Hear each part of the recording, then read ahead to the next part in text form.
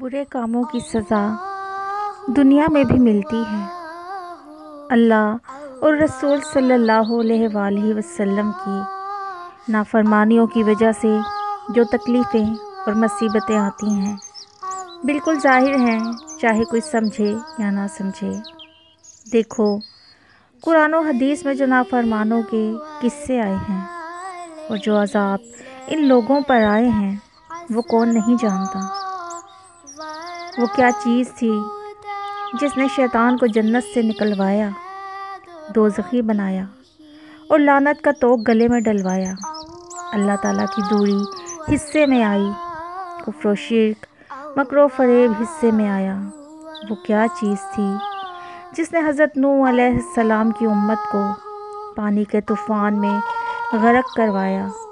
وہ کیا چیز تھی جس کی وجہ سے ایک بڑی تیز ہوا کو بھیج کر قومات کو پٹخا کر مارا گیا۔ وہ کیا چیز تھی جس کی وجہ سے حضرت شعیب کی امت پر بادلوں کی صورت میں عذاب آیا اور ان سے آگ برسی اور ان کو جلا کر راکھ بنایا گیا۔ وہ کیا چیز تھی جس نے فرعون اور اس کے ساتھیوں کو دریائے نیل میں ڈبویا۔ وہ کیا چیز تھی جس نے قارون کو اور اس کی دولت، گھر بار، سب سامان کو اس کے ساتھ زمین میں دھنسوایا۔ وہ کیا چیز تھی جس کی وجہ سے نمرود پر ایک مچھر مقرر کیا گیا اور دماغ کی پٹائی ہوتے ہوئے دنیا سے ختم کر دیا گیا۔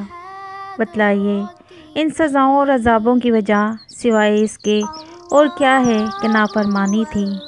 بس نافرمانی کی وجہ سے ان کو دنیا میں بھی سزا ملی اور عالم برزخ یعنی مرنے کے بعد اور عالم آخرت کی سزا سر پر رہی۔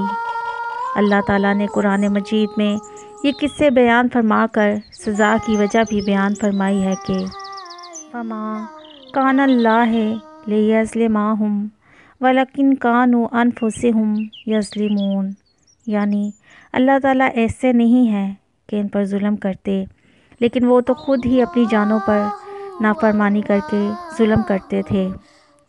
سبق حاصل کرو، اللہ تعالیٰ سے ڈرو، اس کی نافرمانی سے بچو اور سمجھو کہ اللہ تعالیٰ کی غرض ان قصوں کے بیان کرنے کے سوائے ڈرانے کے اور کیا ہے۔